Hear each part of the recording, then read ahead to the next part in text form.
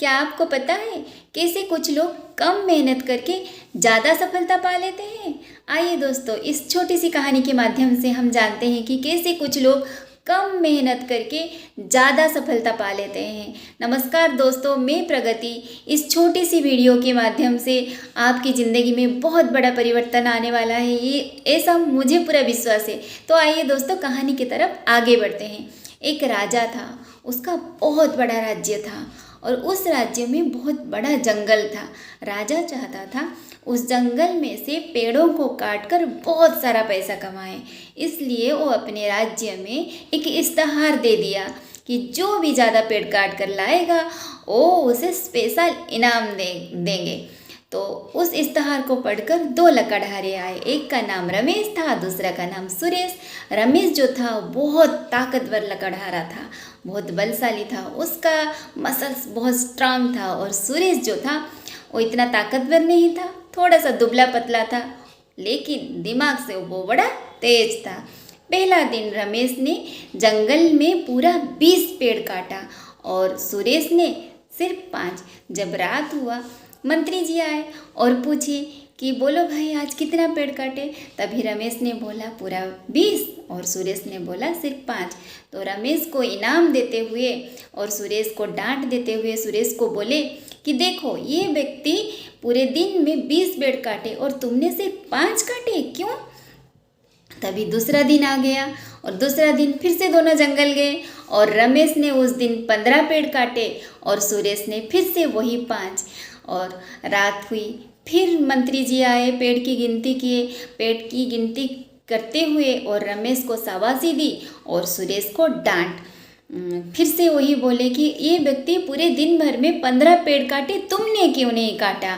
और उस दिन भी रमेश थोड़ा खुश हुआ और सुरेश थोड़ा उदास। फिर तीसरा दिन आ गया दोस्तों, तीसरा दिन भी दोनों जंगल गए और तीसरा दिन रमेश ने काटे पूरे 10 पेड़ और सुरेश ने काटा फिर से वही 5।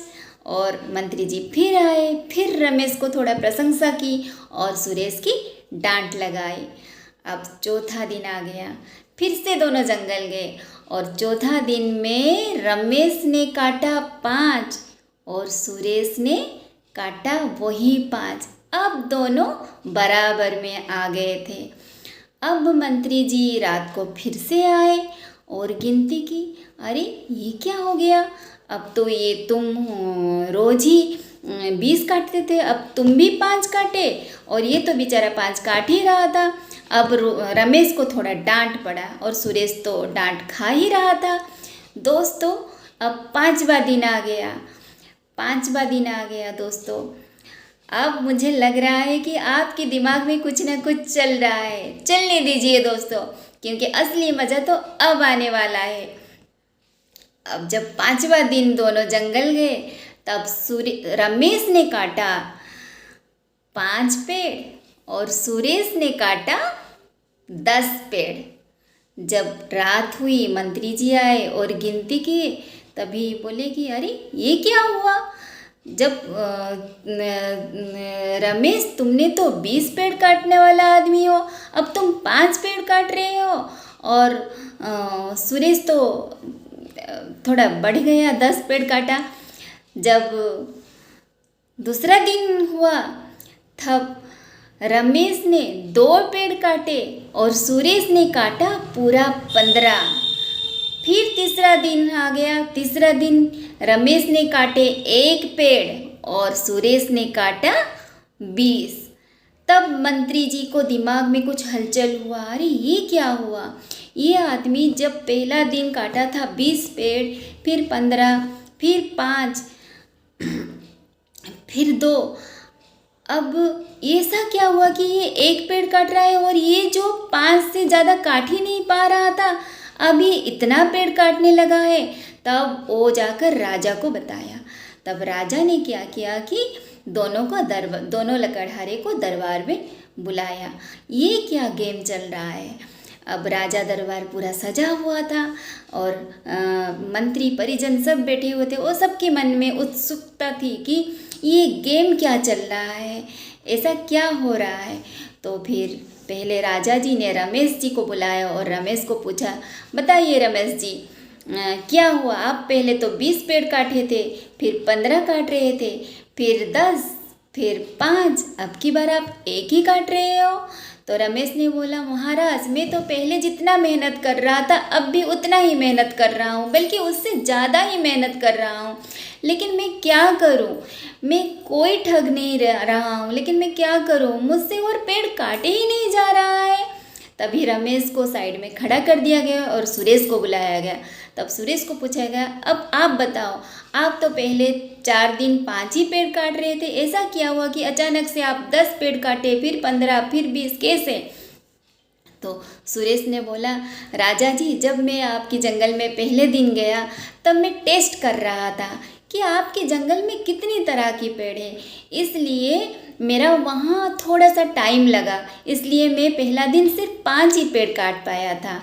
और जब दूसरा दिन में गया तब मैं टेस्ट कर रहा था कि आपके जंगल में कितनी तरह की पेड़ है और किस तरह की पेड़ में कौन सी कुल्हाड़ी लगेगा, क्योंकि मेरे पास बहुत सारे कुल्हाड़ी है।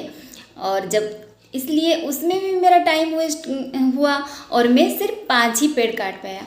और तीसरा दिन जब मैं गया तब मैं चेक कर रहा था कि कौन सी पेड़ में कौन सी कुल्हाड़ी लगेगा, कितना धार लगेगा, उसमें भी मेरा टाइम वेस्ट हुआ और मैं सिर्फ 5 ही पेड़ काट पाया। और चौथा दिन मैं अपनी सारी कुल्हाड़ियों को धार लगा रहा था और 5वें दिन मुझे वो टेक्निक पता चल गया था, इसलिए मैं कौन सी पेड़ में कितनी धार लगेगा वो टेक्निक मुझे पता चल गया था, इसलिए मैं 5वें दिन 10 पेड़ काट पाया और दूसरा दिन में 15 काटा।